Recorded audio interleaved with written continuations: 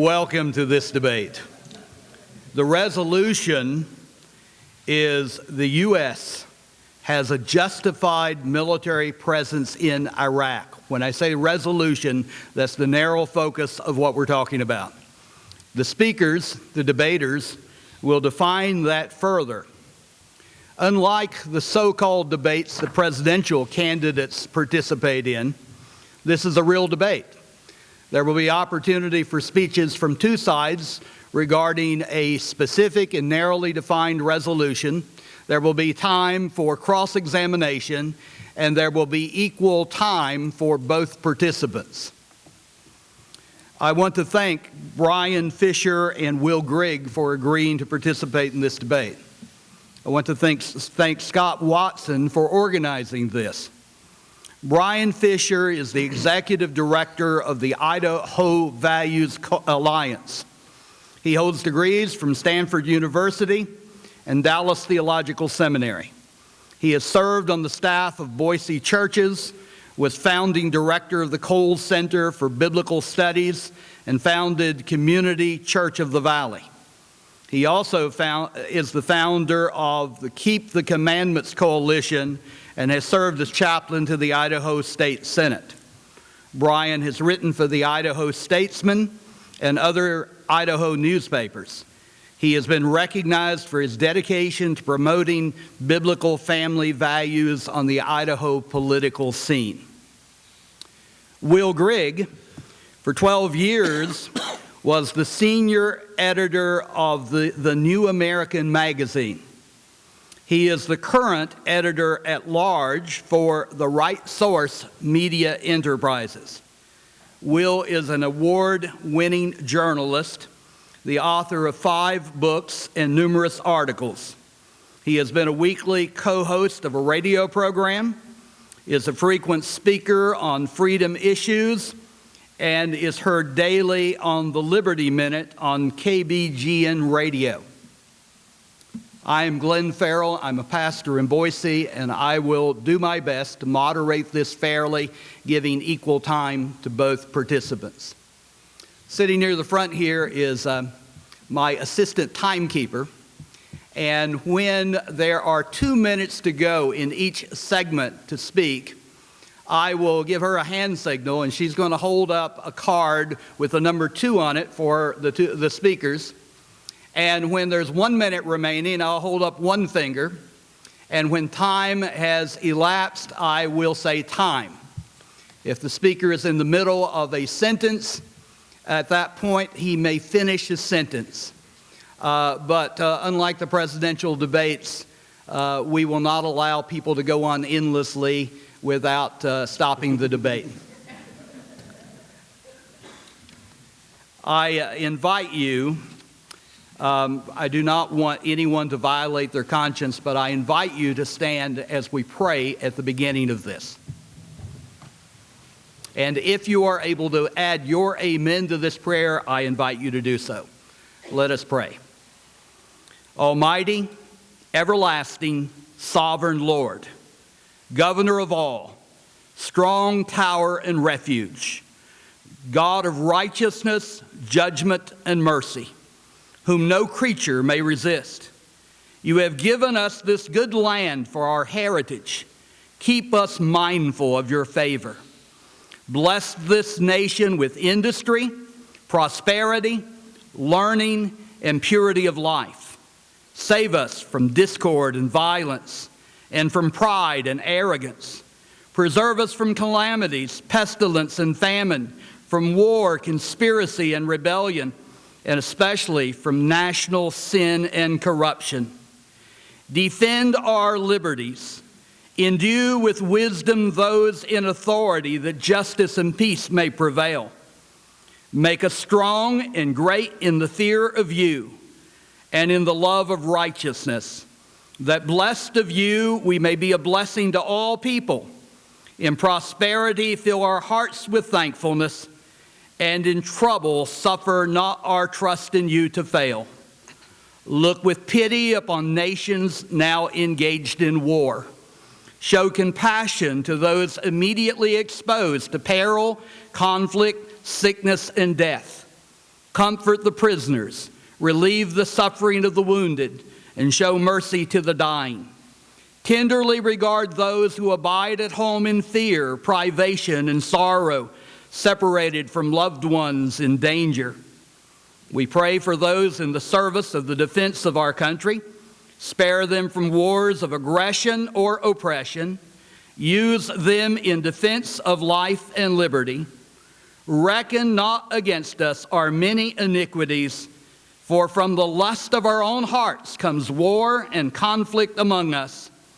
In your good providence, remove all cause and occasion of war, and of your great goodness restore peace among the nations. Restrain the greed and wrath of man, that wars may cease in all the earth. Deepen in our hearts the spirit of peace, and may we ever love and serve the Prince of Peace. Save and deliver us from the hands of our enemies, that we, being armed with your defense, may be preserved evermore from all perils to glorify you, who are the only giver of victory, through the merits of your Son, Jesus Christ our Lord. Amen. Amen. Please be seated. The first segment of our debate will be opening statements.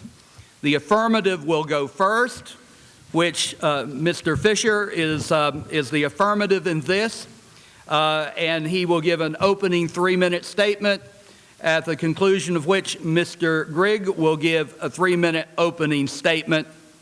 By the way, as the affirmative, Mr. Fischer will give both the opening statement and the final statement of the debate, but the time will be equal between the two participants. Mr. Fischer. Thank you, Glenn, very much, and thank you all for coming. I anticipate that this is going to be a friendly debate between Will and myself tonight, as I think we share many principles and understanding and values in common. I was having a conversation with someone today about the presidential race and the division among evangelicals about which GOP candidate to get behind. And I said, you know, that's an illustration actually not of weakness but of strength. And I said, you know, the view of conservative Christians is that they all march in this robotic lockstep. They take orders from the mount and we just all do what we're told. And I said, no, if you want to see vigorous debate, watch two conservatives who share similar principles. You know, go at it hammer and tongs to work through the issues of how those principles they share in common may apply in a particular situation. And that's really what we're here to talk about tonight. I want to make it clear at the outset that I do not believe in the use of the U.S. military for nation-building purposes. I don't support the use of the U.S. military to spread democracy. I don't support the use of the U.S. military to enforce UN resolutions. My sense of the purpose that God has for our military is that its purpose and its function is to protect the security and the safety of the American people. That's its responsibility. God has given to our government divine authority for force to be used for that purpose. I think when it comes to looking at bin Laden and Iraq, I think what we need to understand about particularly the animus of Osama bin Laden and Al-Qaeda to the West is that it is not rooted, as many people think, in our occupation of the Middle East or Muslim countries with our U.S. military. Muslims, radical Muslims, have an implacable hatred and animosity for the United States that is not rooted, as bin Laden might try to convince us, in events that happened in 1991. They go all the way back to 1,400 years to the founder of Islam, Muhammad, and the hatred that Muhammad had for the West, or not for the West, but for infidels, for Christians and Jews, his instructions on the authority of Allah to his followers to kill infidels wherever they could be found. Both Saddam and bin Laden drank deeply from the poisonous well of Muhammad's hatred for the infidels. The last thing I'll say before I turn it over to Will is that When we look specifically at Iraq's involvement in this issue, if you have an example, say, of a murder conspiracy where you have a group of people who conspire together to murder someone, maybe only one member of that circle actually pulls the trigger, but all that were involved in helping to arrange for that share moral and legal culpability.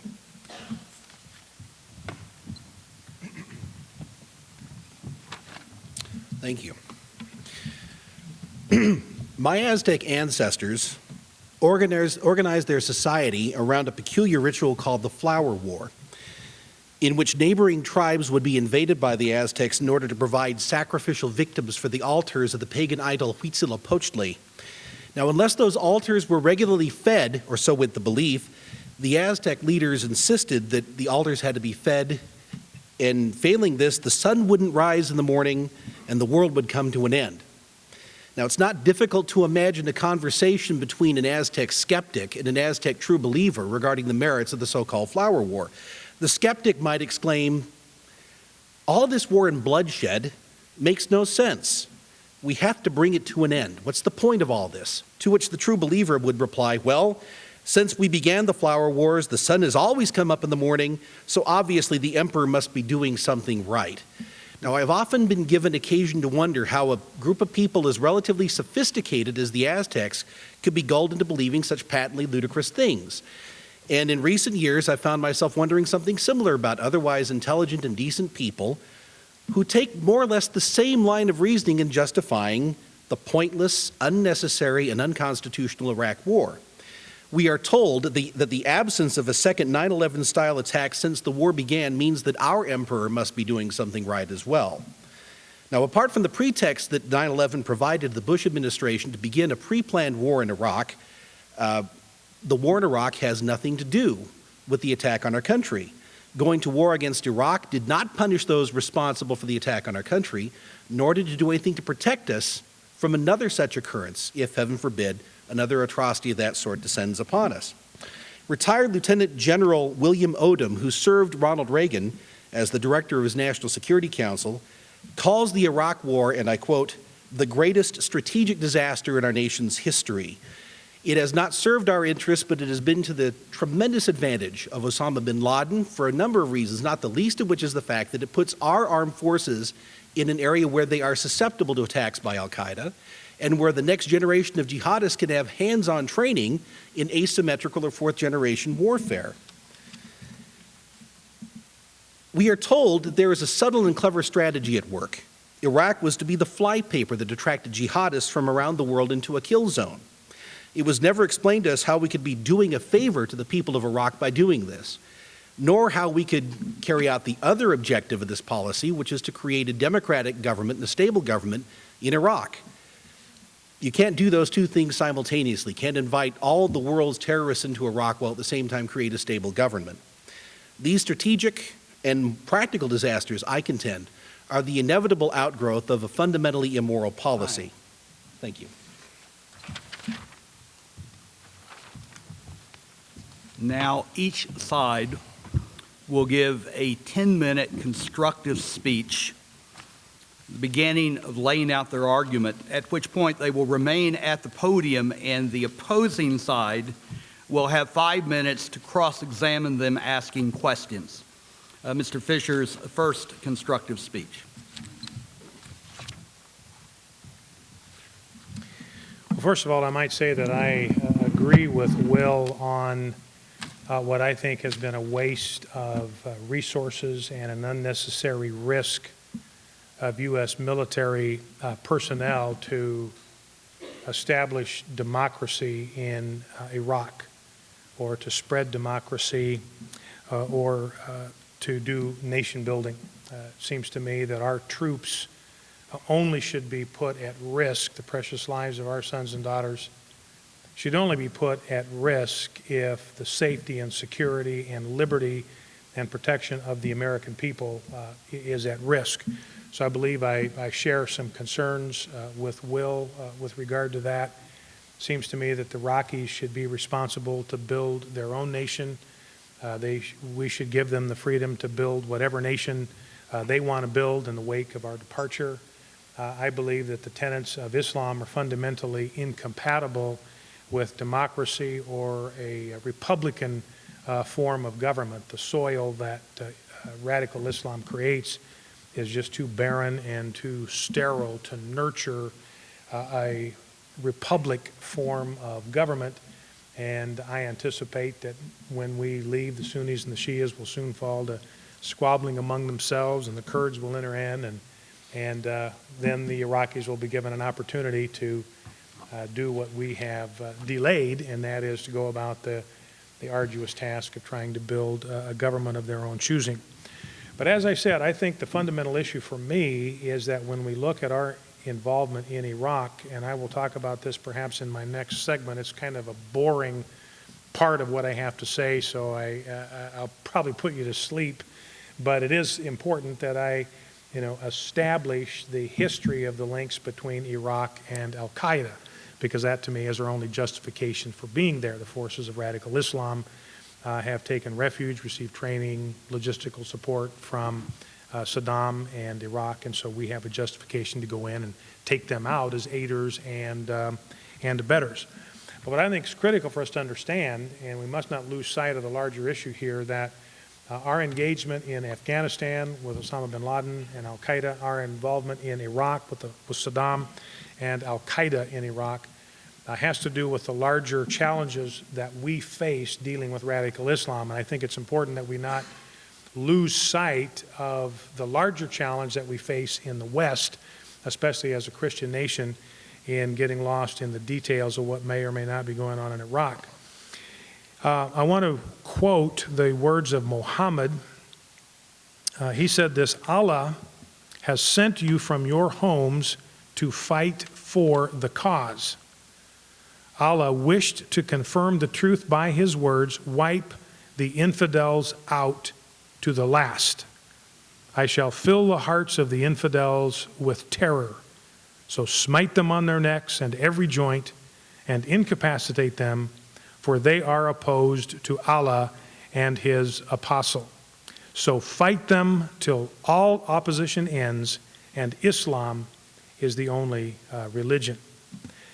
So what that means, and as I mentioned, I'll indicate in just a moment that this is bin Laden and Al-Qaeda's philosophy. Their reason for existence is to implement this teaching from the apostle of Allah. Fight them, that is the infidels, that's you and me, that's Christians and Jews, until all opposition ends, and Islam is the only religion. So the purpose of Al-Qaeda is to establish a world government that is ruled by Islam, by Sharia law, and impose that on the infidels in the West. If you want to know what the definition of an infidel is, according to the 5th surah in the Quran, they are surely infidels who say Christ, the Messiah, is God.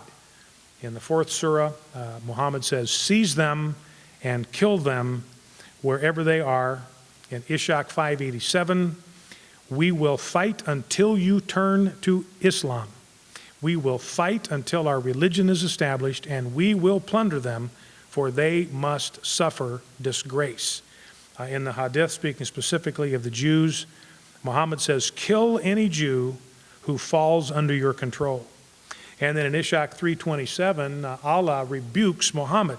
He says, Muhammad, you craved the desires of this world, its goods, and the ransom captives would bring, but Allah desires killing them to manifest their religion. In Quran, Surah 2, verse 190, jihad is holy fighting in Allah's cause with full force of numbers and weaponry.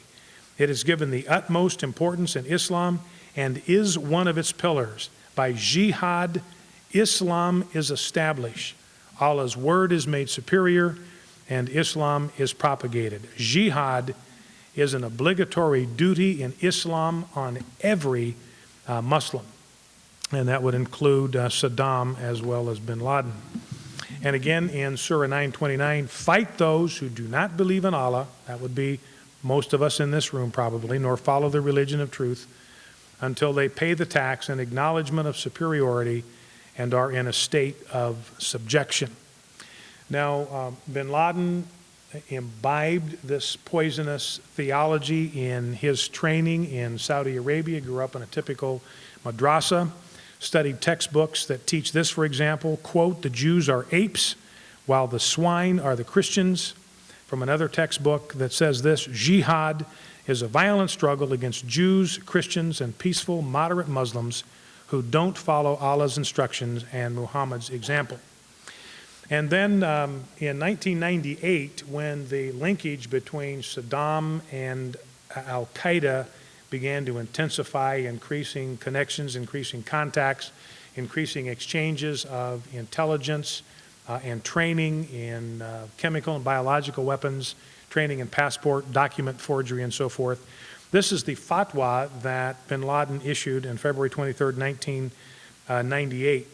The ruling to kill the Americans and their allies, civilians and military, is an individual duty for every Muslim who can do it in any country in which it is possible to do it. And then he gives the reasons to liberate the Al-Aqsa Mosque in Jerusalem and the Holy Mosque in Mecca from their grip, in order for their armies to move out of all the lands of Islam, defeated and unable to threaten any Muslim. This is in accordance with the words of Almighty Allah: "Fight the infidels all together as they fight you all together. Fight them until there is no more tumult or oppression, and there prevails only the religion of Allah." And then he and Zawahiri said together, "We are following in Muhammad's footsteps." And so I think what we need to understand from that then is that wherever the forces of Al-Qaeda are found, what you have there is an energy that circulates in their hearts and through their bloodstream and through their very DNA that accepts a supernatural, divine obligation and responsibility to kill the infidels wherever they may be found. And we saw examples of that through the 1990s. Kind of the capstone of that was 9/11. And going back for a moment to my analogy about a circle of perpetrators that work together to carry out a crime, let's say a murder or a bank robbery, if you understand the intention of that murderer, he's made it clear that this is what he intends to do, and he carries that out, then one of the things that you do is look for those that were part of the support system. Was there someone in his circle of acquaintances that perhaps provided intelligence or provided a map that gave him a floor plan or a layout of the house or the building? Maybe there was some member of that circle that bought a gun for him. Another member of that circle provided ammunition. Maybe another member of that circle drove the car to and from, and maybe still another member of that circle helped to conceal the evidence of the crime. And again, from a moral standpoint and from a legal standpoint, we would regard all of those in that circle as morally culpable and legally culpable, just as guilty as the others. And in the proper interest of justice, we would want to find all of those perpetrators and bring them to the bar of justice. Those that pulled the trigger, those that aided, those that abetted, those that supported, those that supplied, those that encouraged, those that protected, those that gave safe haven. And that's the responsibility, as I see it, of the U.S. military, is to bring those that have cooperated in destroying 3,000 innocent American lives to the bar of justice. 5 minutes for cross-examination. Oh, I guess I get to stay here, don't I? That's right. Brother Fischer, in assessing the membership of this circle of co-conspirators responsible for the 9/11 atrocity, the attack on our country, it strikes me that there are a number of targets that are much more obviously implicated in that crime than Iraq. The ISI intelligence agency of Pakistan was the chief conduit that funded and created the movement we now know as Al-Qaeda. They did so with the active connivance of our own Central Intelligence Agency during the 1980s. At the time that that fatwa was issued in 1998 and into 1999, the CIA and other elements of the United States intelligence community, as well as certain European nations, were involved in supporting materially a number of movements in the Balkans that were directly connected to al-Qaeda, such as the so-called Kosovo Liberation Army, certain elements of the Muslim government in Bosnia-Herzegovina. Why, if we're talking about people who are directly and materially implicated in this crime, do we single out an outlier such as Iraq, which at the time was in a box, bisected by 2 no-fly zones, one of which actually provided air support for those elements of al-Qaeda that had insinuated themselves into the northern part of the country? Why target Iraq rather than targeting Pakistan, Saudi Arabia, the Kosovo Liberation Army, and those elements of our own government that were materially aiding the people that attacked us on September 11, 2001, according to the standard narrative? Yeah, well, you know, that's a very good question, and I'm not opposed to going after those people too. You know, and I think Ron Paul has suggested that maybe we use the constitutional provision for mark and reprisal to go after some of these guys that are responsible for aiding and abetting, and that makes good sense to me. Put some kind of bounty on the heads of these people and commission and warrant private parties to go bring their head back on a platter in exchange for reward. I have, you know, I would support that because I think what we're up against here with Islam, as I have read, is wherever these radical Islamists are found, they are absolutely dedicated and determined to kill every last living American. So to think that we could neutralize al-Qaeda in Iraq, which I believe we're on the verge of doing, and even the New York Times acknowledged this past week that al-Qaeda in Iraq has virtually been neutralized, and this is an astonishing admission, you know, for the New York Times to make. They buried it on page 19, you know, but at least it was in the, you know, in the New York Times.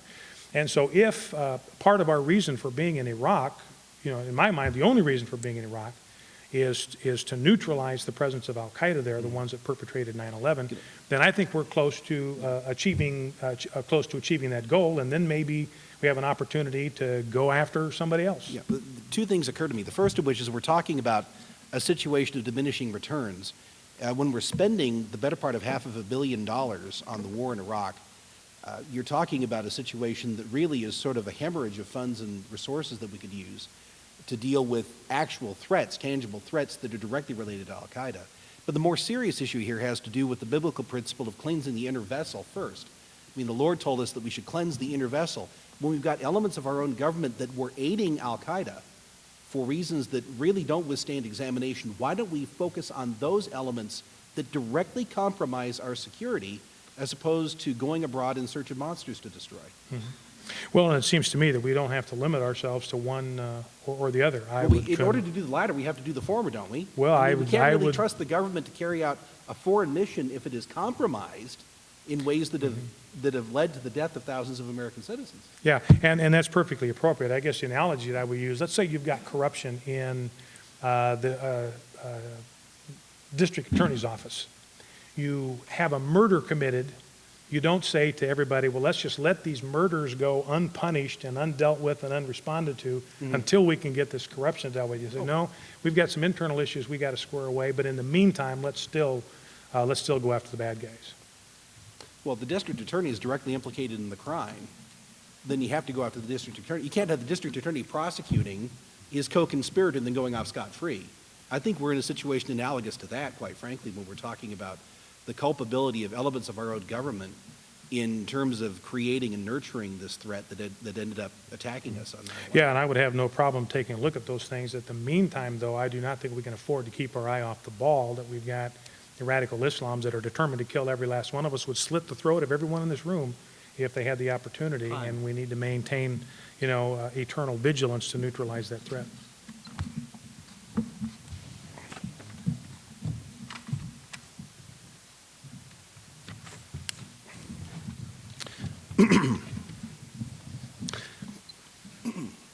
Quote, I remember the day we committed the troops, or I committed the troops, there's no we to it, I committed the troops to combat in Iraq.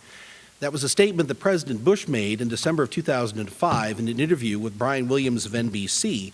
And in that statement, in my opinion, Mr. Bush indicted himself for a serious crime against the Constitution, because the President of the United States does not have the constitutional authority to commit our country to war against any foreign nation. In the same December 2005 interview, Mr. Bush made a point of invoking Abraham Lincoln, whose memory is always conscripted to serve the propaganda interests of presidents who exceed their constitutional authority. Had Mr. Bush actually studied the writings and speeches of Abraham Lincoln, he might have found this excerpt from a February 15, 1848 letter to William Herndon, and I quote, "Kings had always been involving and impoverishing their people in wars, pretending generally, if not always, that the good of the people was the object. This, our Constitutional Convention understood to be the most oppressive of all kingly oppressions, and they resolved so to frame the Constitution that no one man should hold the power of bringing this oppression on us." Where the role of government is concerned, I contend, the only sound perspective that we can take is akin to that Martin Luther prescribed with respect to Christian doctrine, and that perspective is sola scriptura. Only in the specific language of the Constitution can we find the authority for government to do anything with respect to matters either foreign or domestic. The government has to follow the assignment of powers contained in the Constitution and follow the procedures ordained by the Constitution in order to carry out its functions. And there's only one legitimate fashion in which our country can be committed to a foreign war, and that is through a formal, explicit declaration of war by the Congress of the United States. This was done, as Abraham Lincoln pointed out, as Alexander Hamilton pointed out, as James Madison emphasized repeatedly, for the purpose of preventing a situation where the President of the United States would exercise powers congruent with those of the monarch from which our colonial forebears had liberated themselves. They had no interest in creating a king. They had just extricated themselves from the grip of a king in an imperial system through a test of warfare. They had no interest, obviously, in recreating the institution that they had come to identify with corruption and oppression. Now, it is true that throughout the history of our country, many presidents have ignored that assignment of powers, and Congress on many occasions has abdicated its powers to various presidents. That includes, of course, Mr. Bush's immediate predecessor, Bill Clinton, and it includes the first President Bush, who took us to war against Iraq in 1991 without a congressional declaration of war. He made a point of saying he needed no such authorization from Congress because he had received authorization from the Security Council of the United Nations. It's true, once again, that presidents have done this throughout the length and breadth of our history, and Congress has let them get away with it. But you cannot amend a law by violating a law. If that were the case, then no law would exist for very long, because practically every law is violated at one time or another. In order to change this assignment of powers, we'd have to change the Constitution. There is a process to amend the Constitution. It's a difficult one, it's a complicated one, but the Constitution can be changed through the processes, once again, outlined in the document. It simply cannot be changed at the whim of a president or through the corrupt connivance of a craven Congress. Now, once again, with respect to the war in Iraq, Congress passed a measure in 2002 that styled itself an authorization for the use of force. This was not a declaration of war. It was a non-binding resolution of support for whatever decision the president would make with respect to committing our country to a war. And that document made scant mention of the Constitution. It did, however, make reference to several resolutions passed by the United Nations Security Council. Now, it's bad enough that we pay for the United Nations. Certainly, we shouldn't be expected to pay attention to the United Nations. And we particularly should not be expected to shed the blood of American soldiers on behalf of the enforcement of United Nations Security Council resolutions. If we are to assume that the war in Iraq is properly authorized and legal, we have to assume that the United Nations Security Council is a global lawgiver, because the chain of authority ends with the United Nations Security Council, not with the Congress representing the people of the United States. Now, there was an opportunity for Congress to declare war. On October 3rd of 2002, Representative Ron Paul of Texas submitted a resolution calling for a declaration of war against Iraq. He did this not because he intended to vote for that resolution. He intended to vote against that resolution, but he wanted to leave the Congress without excuse. He wanted to get them on record as to whether they considered Iraq to be a threat worthy of a declaration of war. That resolution didn't make it out of Congress. It didn't make it out of the committee that it was submitted to. And the thing that I find really revealing about that resolution was the reaction it provoked from Ron Paul's Republican colleagues, chief among whom was Henry Hyde of Illinois, who said the following, and I quote, "There are things in the Constitution that have been overtaken by events and by time. Declaration of war is one of them. There are things no longer relevant to a modern society. Why declare war if you don't have to? We are saying to the president, use your judgment. Inappropriate, anachronistic, it isn't done anymore. We're saying to the president, use your judgment." That reminds me a little bit about what we read in 1 Samuel about Israel demanding a king, quite frankly. And it's the same abdication of responsibility by the people's representatives. I want to italicize something about Hyde's statement. First of all, he recognizes that Congress did not declare war against Iraq. That being the case, of course, the war in Iraq is unconstitutional. But I find it interesting and significant as well that Hyde, like most Republican leaders in Congress and elsewhere, was openly contemptuous of the Constitution where its limits on executive power were concerned. You know, for decades, conservatives have quite properly excoriated liberal judges for treating the Constitution as a living document, meaning one that can be stretched like silly putty, or a document written on an Etch-a-Sketch. This is a quite proper critique of liberal activist judicial philosophy. However, we're at a point in our history where most conservatives are treating the president as a living constitution, as if every whim, every transitory impulse that he expresses in terms of policy preferences should be considered self-ratifying and legal and binding and superior in substance to the Constitution. That begins with the abuse of the war power, but it also includes many things having to do with civil liberties that are beyond the scope of this discussion.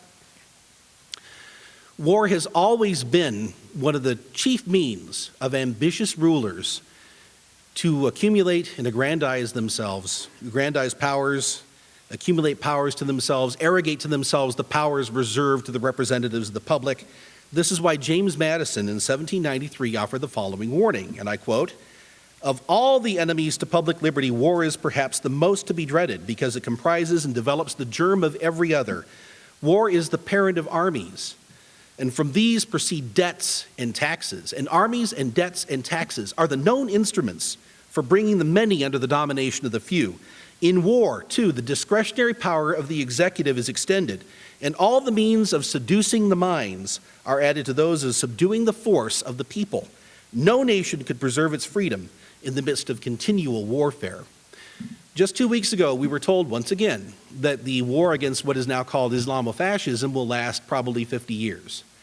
Just this last week, we learned that the cost of war so far for the ventures in Iraq and Afghanistan will run to the tune of $1.6 trillion by 2009. We are seeing our economy eviscerated, we're seeing our military depleted, and we're told that we have a number of decades yet to go. Remember what Madison said, no nation can preserve its freedom in the midst of continual or perpetual war. It's worth remembering that although foreign enemies come and go, and I do not in any sense wish to minimize the fact that there are foreign enemies of our country, the most dangerous potential enemy of our freedoms is the government that rules us here at home. It is entirely possible that someday we will find ourselves confronting jihadists on the streets of America. That's a vague possibility. The reality, however, is that there is one government that impecuniates us through taxation, that suffocates our businesses through regulation, that wastes our substance through an imperial foreign policy, and that has the power to kill us right now, and that is the government headquartered in Washington, D.C. Osama bin Laden is a distant potential threat, but I'm much more worried about the IRS.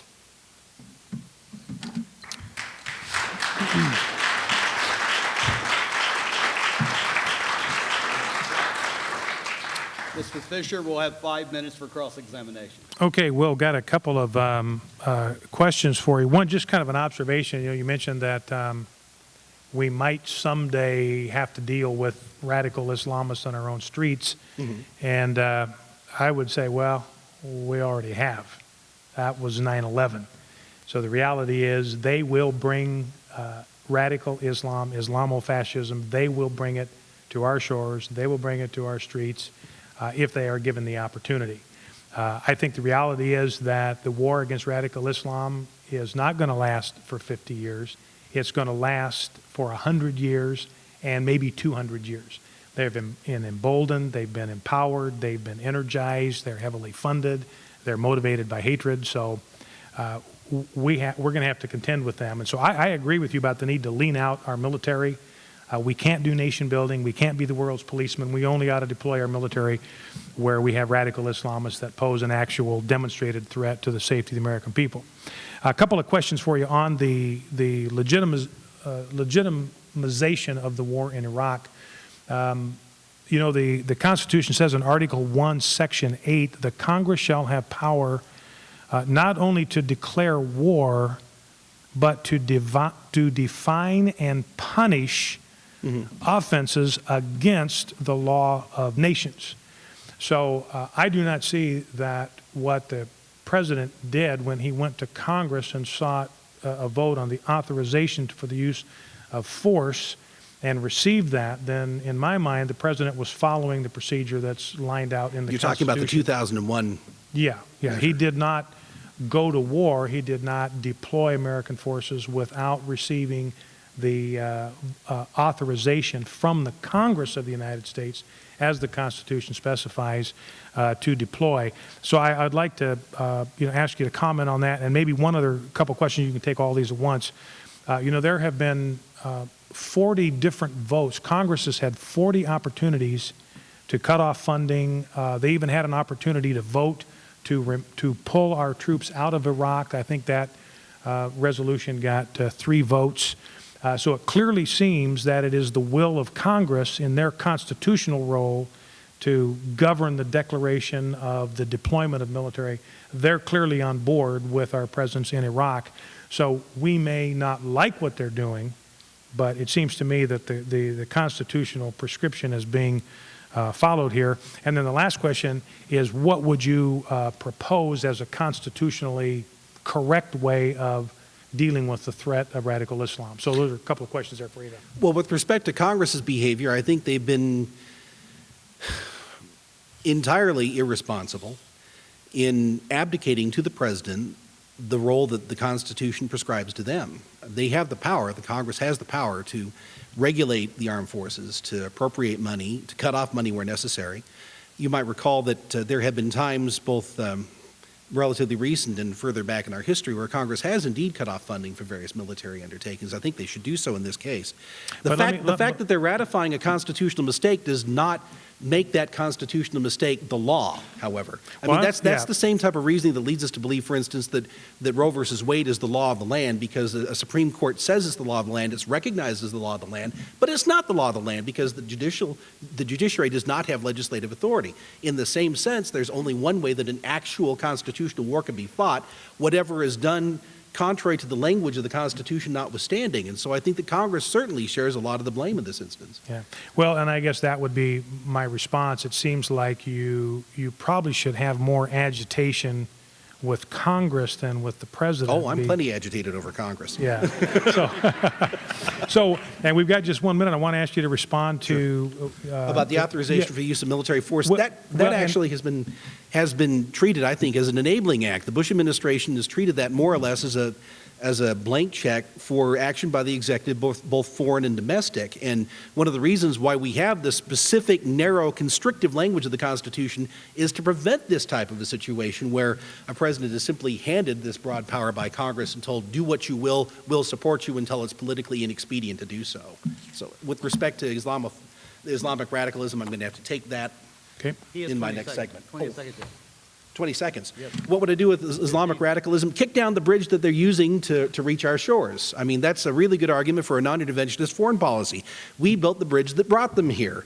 We ought to dynamite that bridge in order to protect our homeland. We have the unique advantage of geography and the unique advantage of our economic power that will permit us to do so if we'd simply exercise our advantages. So, excuse me. Somewhere in here, we're going to have to change tape in a camera. And I think we can get through another 10-minute presentation. Is that correct? We're okay, camera-wise? 10 minutes, then we'll probably pause before the cross-examination to change tape. Bryan.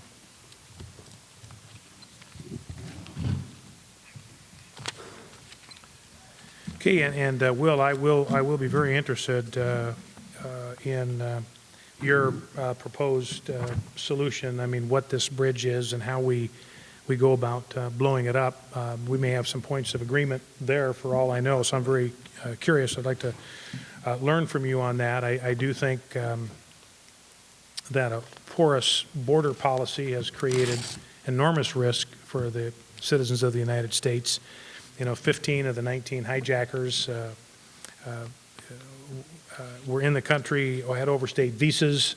I think 8 of them had driver's licenses in the United States. And so it seems to me clearly that one of the things we need to do is get a very secure control of our borders so that we keep these radical Islamists from coming into the streets of the United States.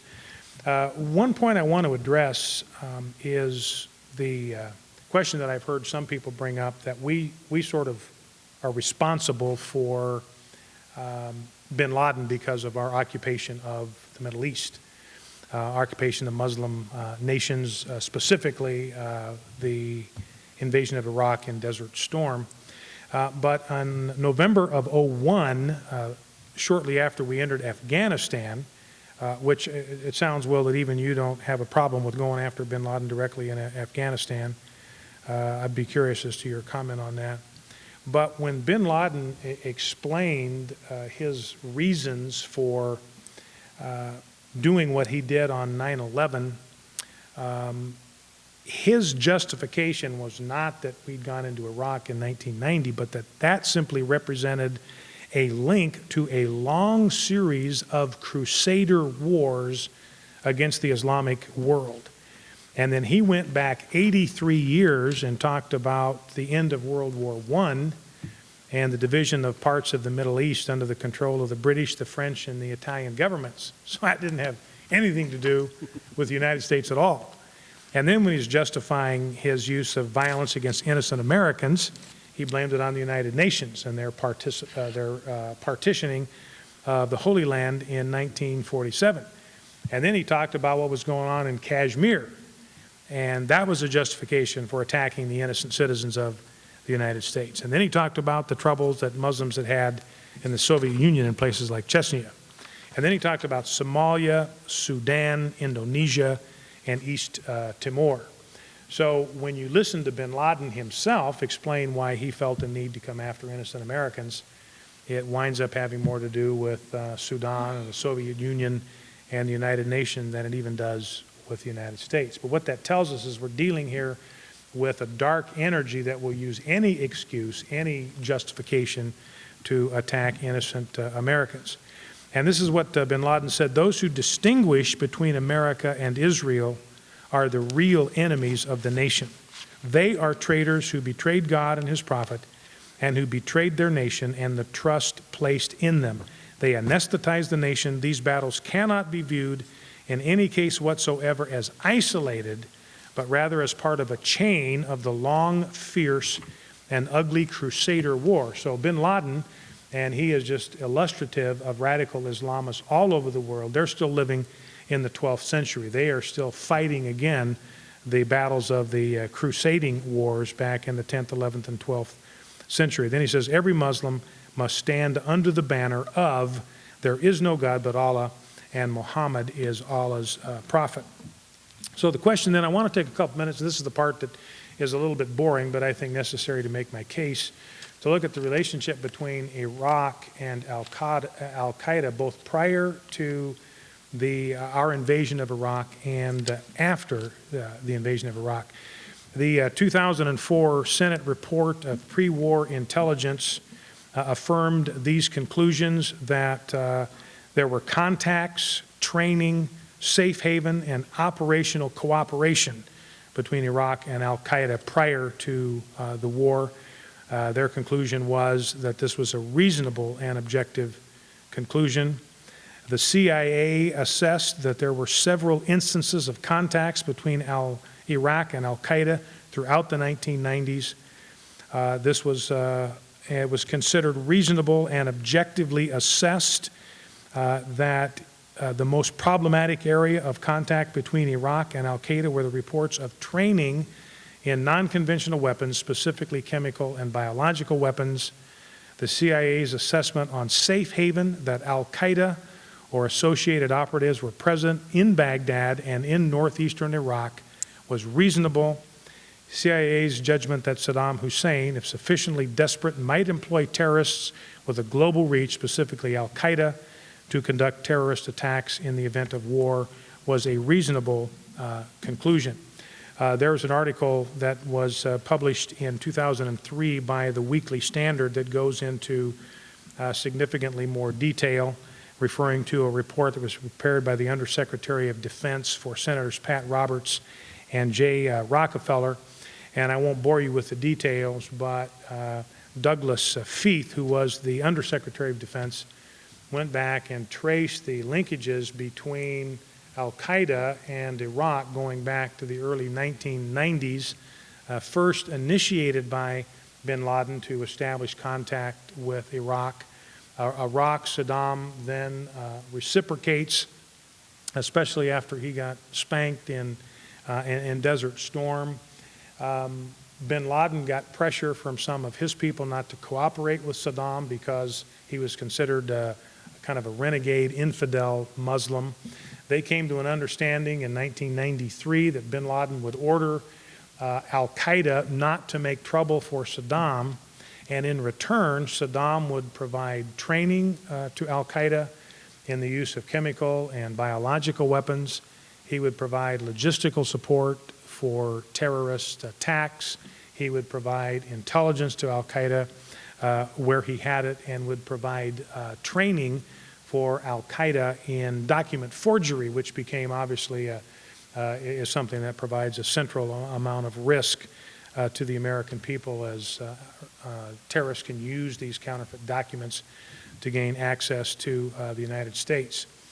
So we know from the best intelligence that we had that there were significant cooperative links between Saddam and al-Qaeda prior to 2001 and prior to our entry into Iraq in 2003, which again, in my mind, makes Saddam complicit in what al-Qaeda did in 9/11. He's part of that circle of perpetrators that it's appropriate for us to bring to justice, because Saddam contributed materially to the loss of 3,000 innocent American lives on 9/11. In the wake of our invasion of Iraq in 2003, al-Qaeda did in fact flow into Iraq, because that's where we were. That's where the infidel was. You know, Will talked about drawing terrorists into a kill zone. Well, that's in fact, you know, exactly what happened. And we have been doing battle in Iraq with al-Qaeda since 2003. Even the New York Times refers to the presence of al-Qaeda in Iraq. They call it al-Qaeda in Mesopotamia. I guess they're figuring the American people aren't smart enough to figure out that Mesopotamia is another word for Iraq, but even the New York Times acknowledges that al-Qaeda is present in Iraq, and that we have been doing battle with al-Qaeda in Iraq. So we have been engaged directly with the use of our military with the very organization that destroyed 3,000 American lives on 9/11. So we are engaging them in the streets of Baghdad, which means we don't have to engage them in the streets of Brooklyn, and that makes America a safer place in my judgment. And then the last thing that I will mention, as I referred to this earlier, but the success that we've had in Iraq against al-Qaeda, against the organization that destroyed 3,000 American lives on 9/11. Just 2 weeks ago, the New York Times said this, and I quote, New York Times now, "American forces have routed al-Qaeda in Mesopotamia, the Iraqi militant network from every neighborhood in Baghdad." According to the Investor's Business Daily, many military analysts have concluded that the U.S. and its allies are on the verge of winning. That is against al-Qaeda. Sunni Arab tribal leaders in western Anbar, now allied with the U.S. military, say al-Qaeda is almost defeated in their once chaotic region. And from my point of view, once we neutralize al-Qaeda in Iraq, then it's time for us to come home and leave it to the Iraqi people to decide what kind of government they want and what form that's going to take. Our job will be done once we've neutralized al-Qaeda in Iraq. Mr. Fischer will answer questions for 5 minutes. Oh. Okay, sat down too soon.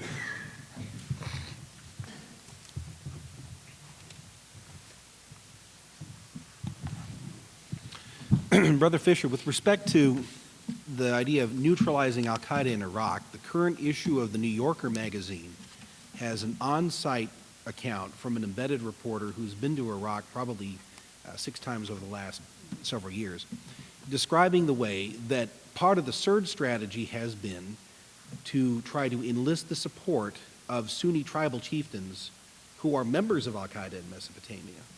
Is that a question? Is that a matter of neutralizing al-Qaeda, or is that a matter of making a modus vivendi with al-Qaeda? And if it's the latter, aren't we materially helping the people who were involved in attacking our country by the premises that you stated? Well, again, I'm not familiar with that article or what evidence might be behind it, but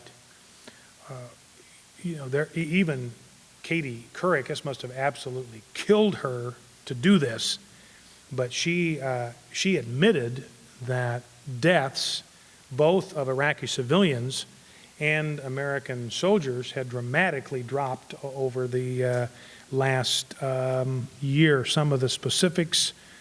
The total, this is in the Weekly Standard, military analyst Kimberly Kagan says the total number of enemy attacks has fallen for 4 consecutive months.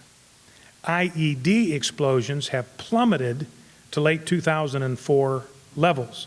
Iraqi civilian casualties, which peaked at 3,000 in December of 2006, are now below 1,000 for the 2nd straight month. The number of coalition soldiers killed in action has fallen for 5 straight months, is now at the lowest level since February 2004. The New York Times, again on page A19, doing their best to bury this because it's bad news for them. Murders are down 80% in Baghdad. Attacks from improvised devices are down 70%.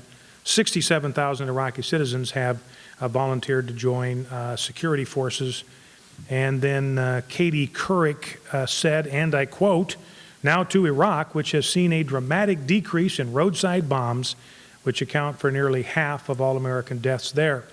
And it talks about the number of how many fewer roadside bombs have been found or exploded as compared. And, you know, the intelligence that reports that I've seen indicate that, you know, our military there believe that about 80% of those roadside bombs, those IEDs, are the work of al-Qaeda. Mm-hmm. So the fact that those are plummeting to historically low levels would be an indication that, in fact, al-Qaeda is being neutralized because we're killing more of them than they're killing of us. It could be an indication they're neutralized, or it could be an indication that they're meeting their war objectives and they don't need to be setting roadside bombs. I mean, if they're being brought into an effective coalition government in the administration of certain areas of Iraq, it really is against their interest to be setting off roadside bombs. A lot of these people who are joining the security forces you mentioned are from the same cohort of Sunni tribal leaders who have been involved as insurgents in working with al-Qaeda and al-Qaeda-related insurgent groups.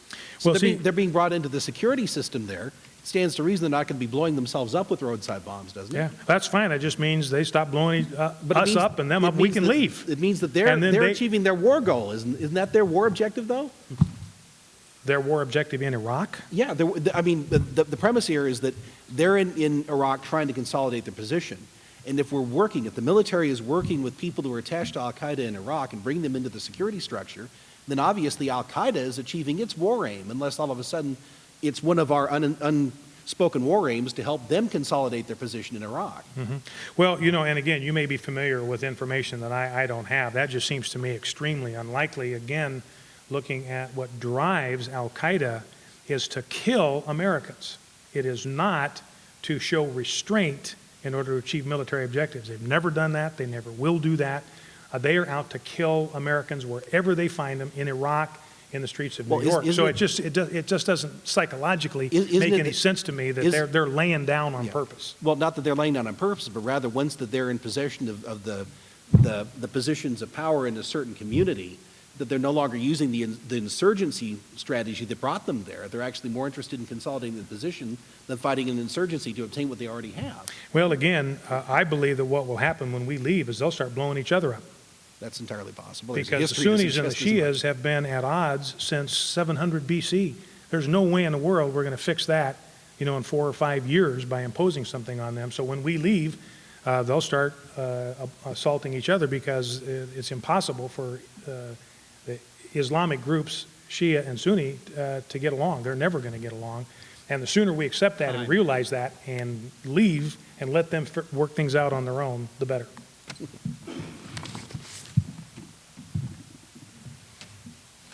Well, let me stipulate that I'm all in favor of leaving and letting them work things out on their own. I think that we should have taken that tack to begin with, actually.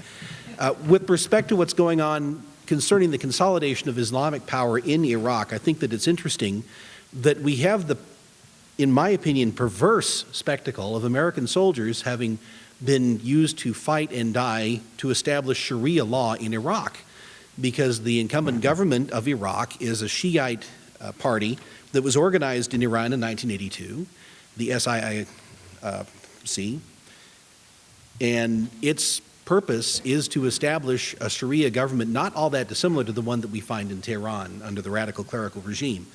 And at the same time, we see that the military under Commander Petraeus, he's the same fellow, by the way, who misplaced 190,000 small arms back in 2005, which ended up in the hands of the insurgents who were killing our troops in Iraq. He was sent in now to preside over the surge. That's a pretty good example of somebody creating the poison and the antidote in the same laboratory.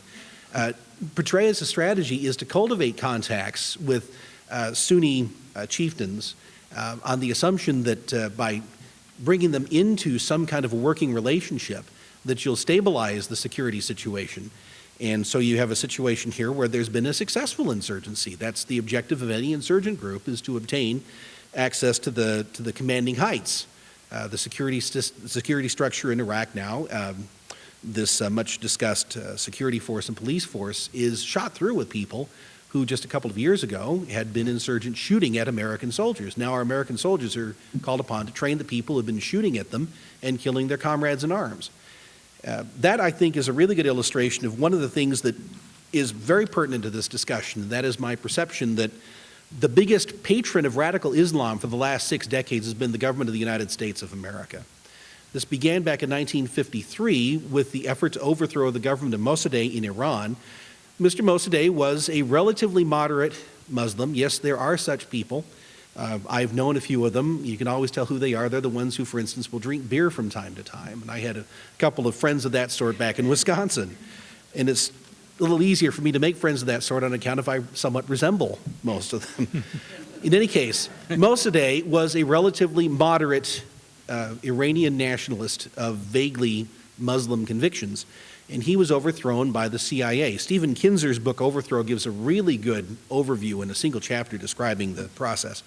In order to do this, Mr. Roosevelt, the descendant of Theodore Roosevelt, the CIA case officer in Iran, cultivated the radical imams of Tehran to use their mosques as organizing centers for the rebellion against Mossadegh.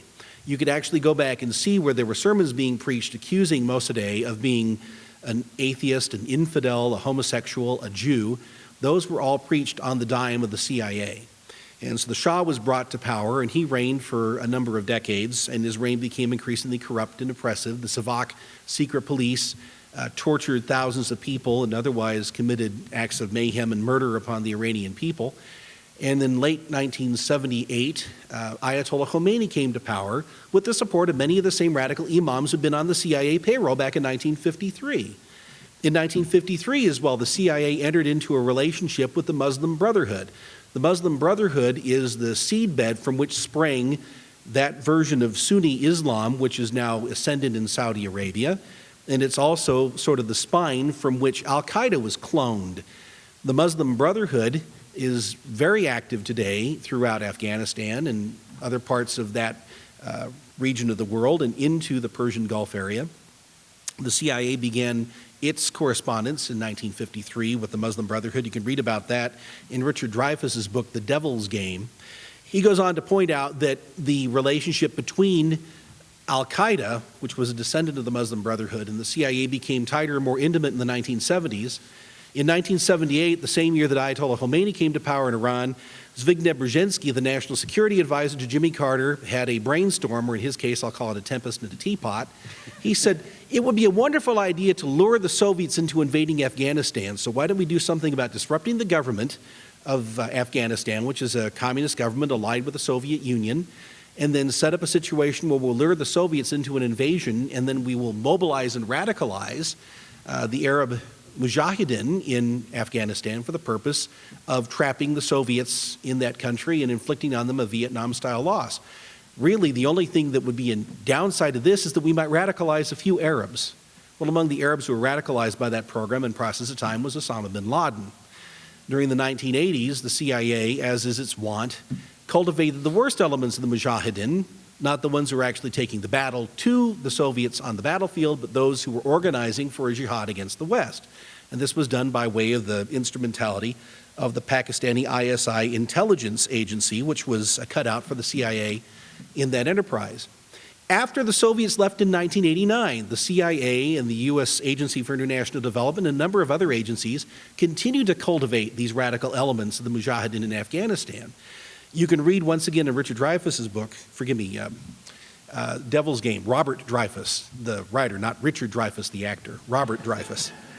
You can read in Robert Dreyfuss's book about the pedagogy that was taught in the madrasas in Pakistan and Afghanistan in the 1990s, where they used the example of grenades and dead Russian soldiers and dead infidels to teach elementary mathematics to the youth of Pakistan and Afghanistan.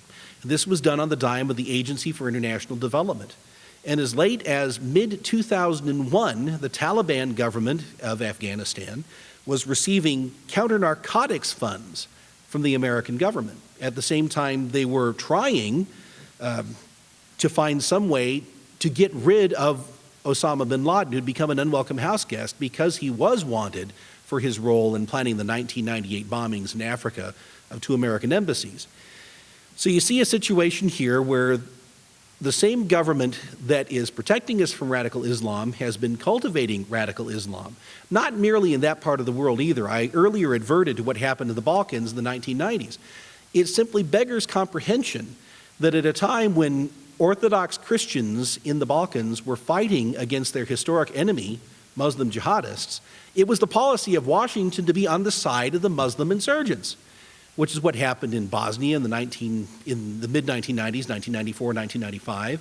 And I mentioned Kosovo again. The case of Kosovo is particularly grotesque because you had Washington, along with its NATO allies, bombing Serbia for 78 days in 1999 in order to have them turn over Kosovo to the so-called Kosovo Liberation Army, which has a really interesting pedigree. On one side, the Kosovo Liberation Army is descended from the Skanderbeg militias that were organized by the SS in World War II. That's why they still, in their parade formations, use the Nazi goose step. On the other hand, they were descended from the Stalinist communists who ran Albania, because that was their home of operations. They're an Albanian irredentist group.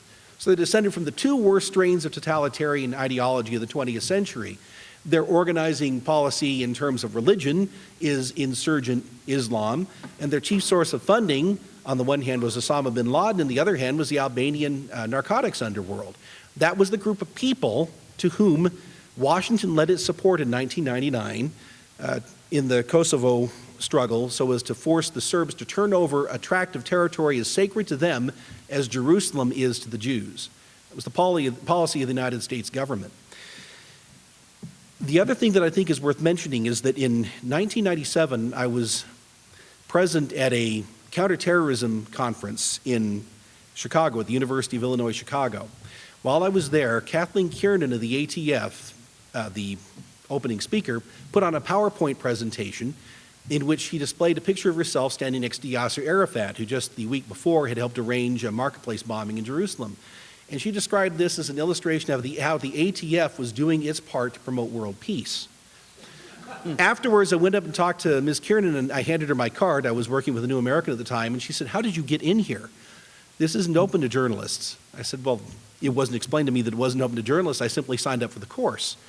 And she explained that it wouldn't do to have the public understand that at the same time Yasser Arafat was bombing people throughout the Holy Land, that he and his secret police organizations, of which there were at least 5 at the time, were being trained by the ATF, the same people that brought us Waco.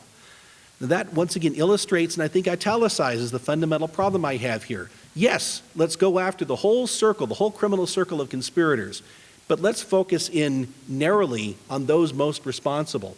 Those most responsible are the ones who've been using our tax dollars to undermine our national security for reasons that only they can explain. I say we force them to explain what they've been up to.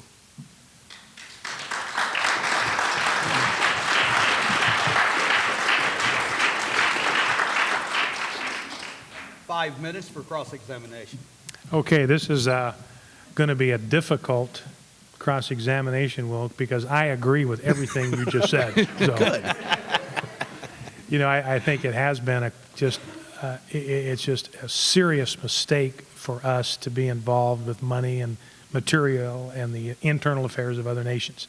I mean, to me, we're kind of violating their sovereignty, and we're sticking our nose in where it doesn't belong. We don't want them messing with us, and so we shouldn't mess with them. So I think I'm in agreement with you.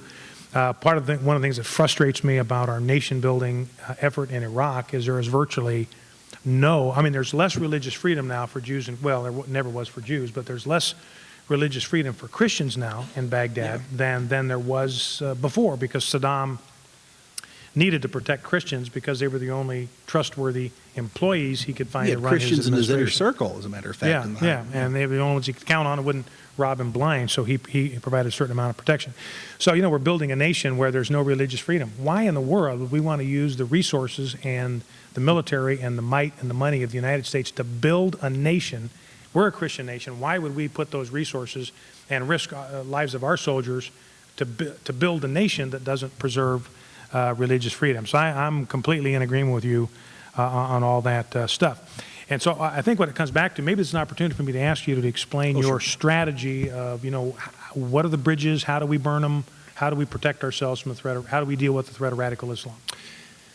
You had mentioned earlier the concept that we already have radical Islamists on the streets of America. And I find that to be in direct contradiction with the idea that the best policy is to fight them in Iraq so we don't have to fight them over here. I think, once again, we ought to be paying attention to what's going on within our own borders. The biggest problem I have in terms of building this bridge is that I find myself unable to explain why any rational person would be pursuing the policy I just outlined unless the intention were to facilitate the type of a threat that we are seeing. I mean, you could be dealing with world historic stupidity that is decades old, but stupidity can only explain so much. And when you see this type of a policy that has led to the situation where we have jihadist cells that have infested our country, then obviously something terribly wrong has happened. And I think that there must be some malign intention at work, because otherwise you're dealing with people who are simply too stupid to live. And the people running our government are many evil things, but stupid is not on that list for the most part. Perhaps certain exceptions having to do with the Oval Office, but I won't elaborate on that thought. The biggest problem, or rather the biggest challenge I have in terms of the foreign policy dimension of what's going on, is that people don't understand that they are over here because we went over there first. If you take a look at the history of jihadist conflict with the United States, you don't find jihadist conflict with the United States before 1982. What happened in 1982 is that we intervened in Lebanon. We sent the Marines over to Lebanon for the purpose of doing what? Nation building. Trying to build a nation in an area that, quite frankly, was inhospitable to nation building. Lebanese government is as big an oxymoron right now as married bachelor. And that was a situation where we first came into contact with Islamic terrorism, and since that time it has escalated consistently. Actually, you can go back to 1953, where the CIA overthrew the government of Iran as an anterior example to that, but it's the same principle. We built the bridge by intervening in their country, something you agree with me we shouldn't have done. And the bridge works both ways. If we intervene over there, they're going to intervene over here, and they're going to use the weapon of the weak, and the weapon of the weak is terrorism. Still have some. Are we out of time? Another minute. Another minute. Well, I guess, Will, what I would say in response, I want to leave you a little bit of time to respond, but what I would say that it would be foolish and naive for us to think that if we leave them alone, they will leave us alone.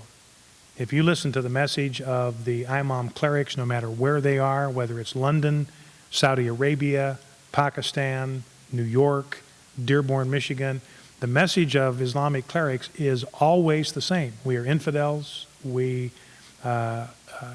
Islam is destined to rule the world at the point of the sword.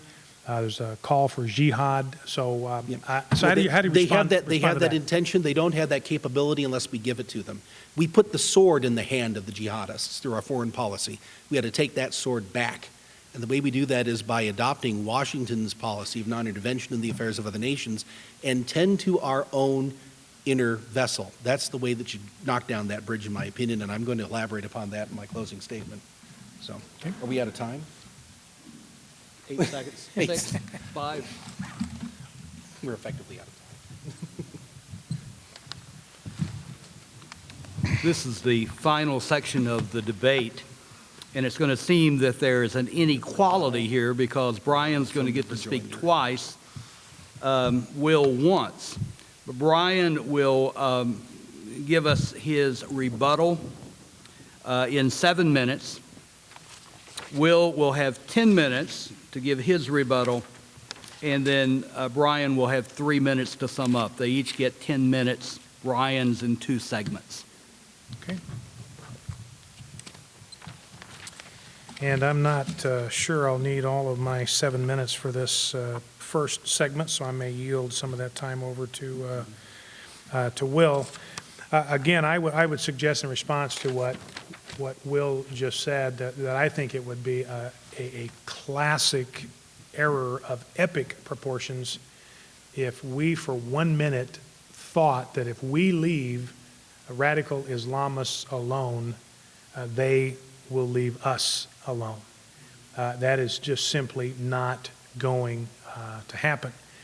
I believe, in fact, that our passivity in response to the actions specifically of bin Laden, since that's kind of what we're talking about tonight, but our passivity and weakness in response to his organization's assault on innocent American lives, that's what has empowered him and has contributed to his success in recruiting. The conventional wisdom out there is by intervening there, we just are serving as kind of recruiting agents for bin Laden. But you look at the history of his aggression against the United States.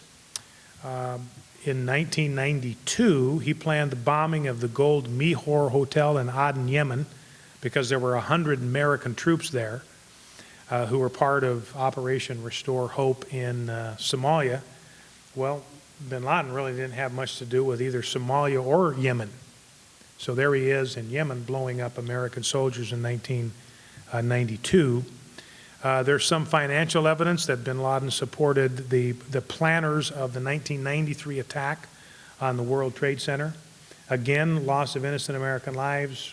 America does nothing. There's evidence that among those who killed the 18 U.S. Rangers in Mogadishu in 1993 were insurgents or terrorists who were trained by bin Laden when he was living in Sudan. What did we do when our soldiers were killed in Mogadishu? We pulled out, strengthened their hand, convinced them that America was weak, would not respond, would not retaliate. The Saudis believe that bin Laden inspired the bombing of the Khobar military complex in Saudi Arabia in 1998, killed 21 U.S. soldiers. U.S. did nothing. In 1998, al-Qaeda bombed 2 American embassies in Africa. That's what got Saddam's attention and made him eager to explore increasing connections and collaboration with bin Laden on the grounds that the enemy of my enemy is my friend. Bin Laden's having success destroying the infidels from America. How can we work together? And then in 2000, al-Qaeda attacked the USS Cole in Yemen.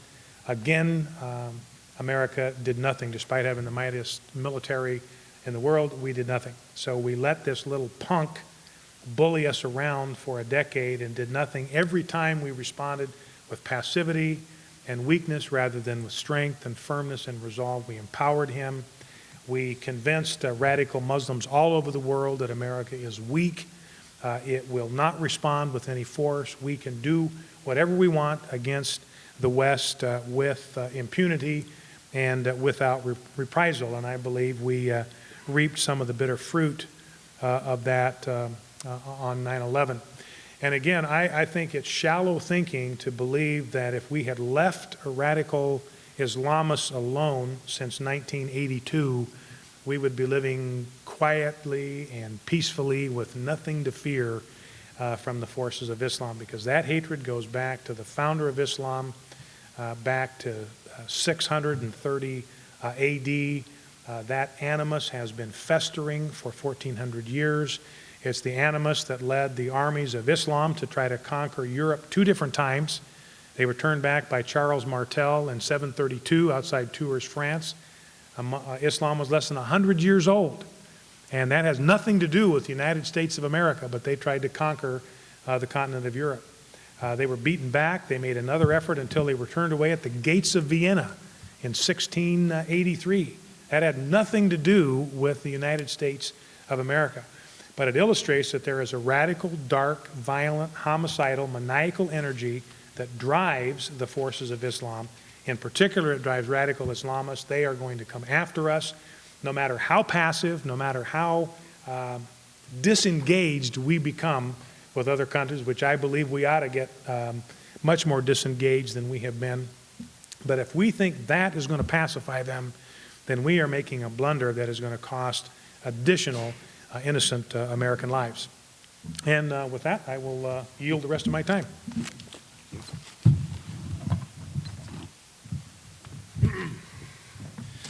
It was almost inevitable that we would be having problems of some sort with the Islamic world. That is something, as Brother Fischer has pointed out, has characterized the relationship between the West and Islam since the inception of the Islamic movement in the 7th century. My problem is that if you are aware that there is a large feral and rabid dog, the best strategy is not to torment the dog with a pointed stick and then let him out of his cage. The best strategy is to try to find some way to isolate yourself from that rabid dog until the dog is either cured of his rabies or perishes from it. During the period of time where we were supposedly being passive and weak, the United States has been actively involved. The government of the United States, I hasten to specify, has been actively involved in doing exactly the worst of all possible worlds with respect to the relationship with Islam. On the one hand, it has cultivated radical Islam. On the other hand, it has gone out of its way to offend relatively moderate Muslims, and there are such people. When I was in Cairo in 1994, I had the opportunity to speak with more than a few people who are devout Muslims who are not possessed of a desire to slit the throats of infidels. It's possible they could revert to that form, but when I knew them and when they knew that I was somebody they would consider an infidel, they showed no such inclinations toward me. But in conversing with them, I found that one source of great anguish on the part of these people was the fact that our government was funding the cultural invasion of the Muslim world through radical feminism. I was there to attend the 1994 United Nations Conference on Population Control, which was held in the capital of a Muslim country, the Muslim country. Cairo is the seedbed, it is the fountainhead of a lot of this Islamic radicalism. The Al-Azhar University, which has trained many of the radical clerics, is there in Cairo. And within driving distance of that university was the Cairo International Conference Center, where people were getting together in the name of 190 nations to ratify a UN population control program that envisioned dispatching missionaries from Planned Parenthood and Marie Stopes International into Muslim countries to try to subvert their family structure. That's what makes people angry enough to kill.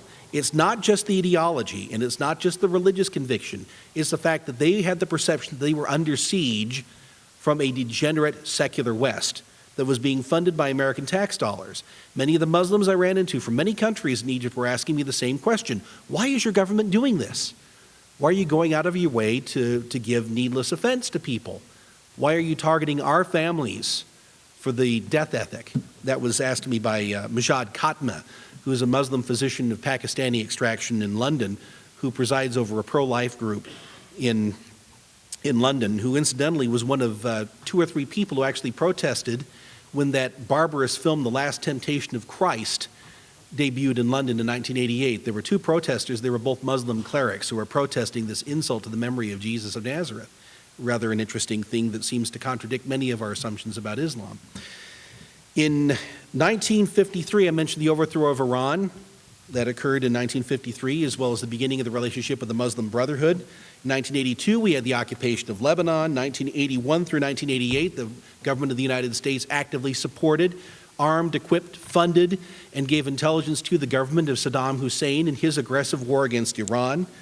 In 1987, we had the flagging operation of the Persian Gulf, where the United States Navy, working with the Soviet military, provided cover for Kuwaiti, U.S.-flagged Kuwaiti tankers. In 1991, of course, we had the Gulf War, followed in 1992 by Somalia. From 1991 to 2001, the United States and Great Britain maintained no-fly zones over the airspace of Iraq, during which time also the United States was enforcing an embargo of the Iraqi people that resulted in the deaths of hundreds of thousands of people, many of them children, through malnutrition and disease. In 1995, that scabrous human being, Madeleine Albright, went on 60 Minutes to say that the price we think is worth it when asked if it were worth the death of 500,000 Iraqi children in order to get back at Saddam Hussein. Those remarks were heard. They were heard by people in the Muslim world who might otherwise not have hated us so passionately, whatever their supposed holy book says. This is not weakness. This is not passivity, and it is not non-aggression. It is not perceived as that. How would we feel if we were on the receiving end of that policy from a monumentally stronger power that could do to us as it willed? I suggest that if we were the Iraqis, whatever we thought of the government that ruled us under Saddam Hussein, and a foreign power occupied our country with overwhelming force, pronouncing the benevolence of its intentions, and if that same power had been responsible for the death of 500,000 of our children, what would we do? Would we greet them with open arms as liberators? I contend that we would not. We would treat them as an invading and occupying force, whatever their professed intentions. We would set roadside bombs. We would take refuge in our houses of worship. We would fight unfair. We've done it before. Go back and read the history of our American Revolution. I am not by that suggesting that terrorists are the moral equivalent of our founding fathers. What I'm saying is that if you're fighting a war with your family at your back and a foreign invader in your face, you're fighting a just war. That's not the war we're fighting in Iraq. It has never been the war that we're fighting in Iraq. That's why it is consummately unworthy of our country, the policy that led us to invade a country that never attacked or threatened us, that had been on the receiving end of 10 years of killer sanctions, bombed periodically, at least once every month between 1991 and 2001. They did not threaten us. They did not have the means to threaten us, whatever the grand and exalted intentions of that despicable ruler that presided over Iraq for that period of time. And we know that Saddam Hussein was a really bad guy because he was a subcontractor for Washington for most of that period of time.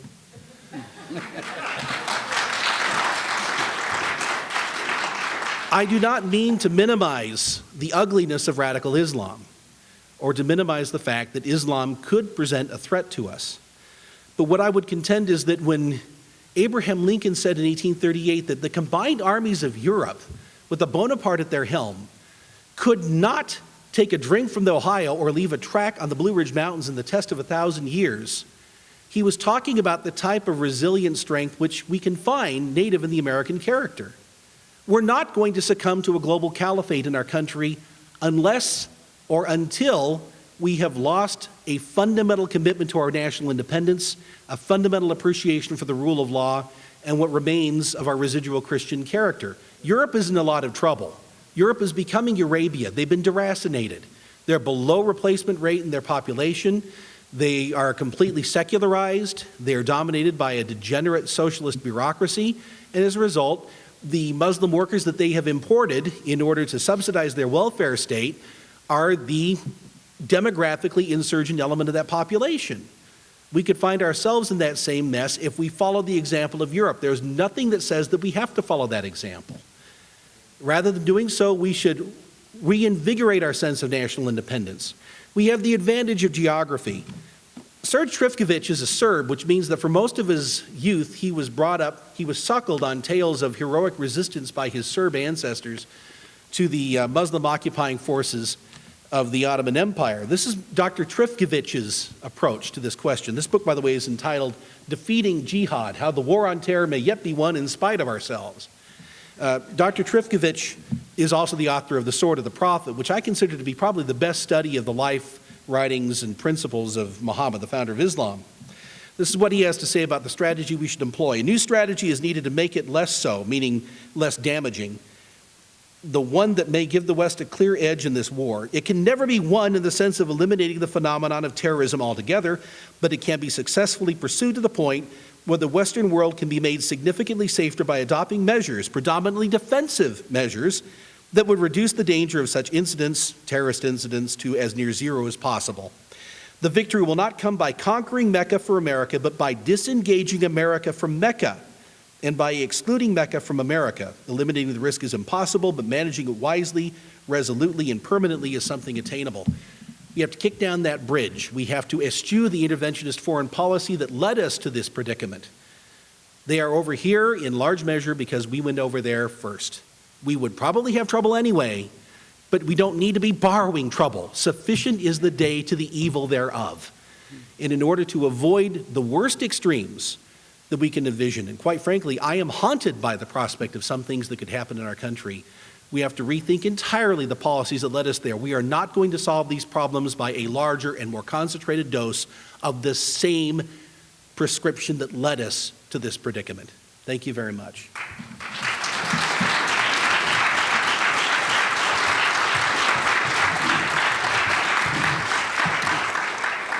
Bryan, up to 3 minutes. Thank you. And Will, I think we have much that we agree on about changes that we need to make in our foreign policy.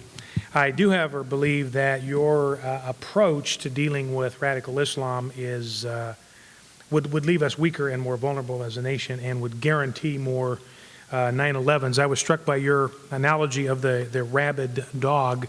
You know, you said that radical Islam could be a danger to America. I would say that that's the wrong word. It does represent a clear and present danger to America. And you indicated your solution with the rabid dog was find a way to stay out of its way until it gets cured or dies. There's another way to take care of a rabid dog, and that's take it out and shoot it. And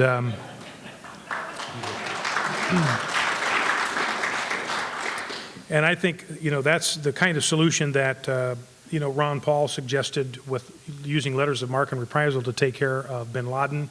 I would suggest that somewhere along that path, when we know we've got a rabid dog, most Muslims are not rabid dogs. They want to get along with us, just like we want to get along with them. But if even 10% of Muslims, which might be a conservative figure, rabid dogs, we know that 25% of American Muslims think that suicide bombings are okay.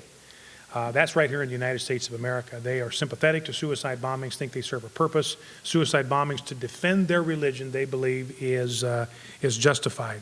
So I think we need to be aware of that, and maybe we need to find a better way, but I believe we are not going to be able to neutralize the threat of radical Islam by leaving them alone. We are going to have to use force. It needs to be directed, targeted, focused, but we're going to need to use force to neutralize that until we communicate to the radical Islamic community that if you stick a finger, if you leave us alone, we're not going to do anything to us, but if you stick a finger in our eye, you're going to get more than you bargained for, so that the rest of the Islamic world learns that they cannot mess with the United States because our government is determined to protect the safety and security of the American people.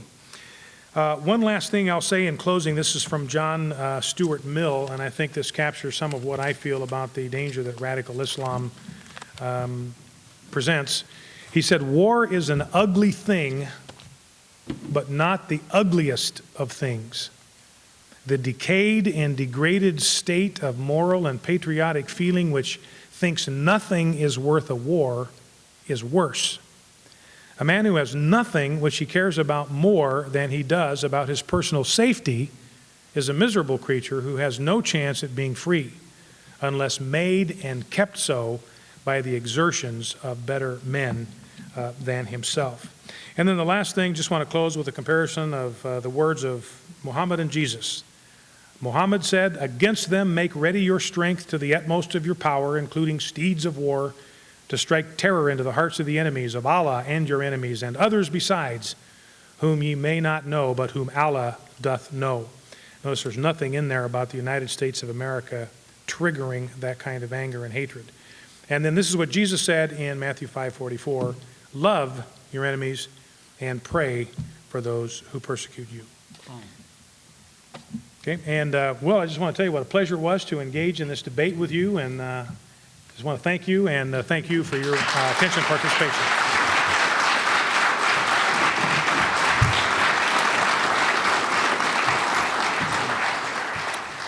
I want to thank both participants in this debate for coming. I'm sure that you learned something. If you didn't, you were not listening. Thank you very much for all the preparation and for your time and sticking your neck out to engage in a debate with an articulate opponent. Thank you again to Scott Watson for sponsoring this. I think we have the room and the building for a while, and I encourage you to stay around, get to know who is here. Thank the participants for being involved in this debate, and please drive safely, and thank you for coming. Have a good evening.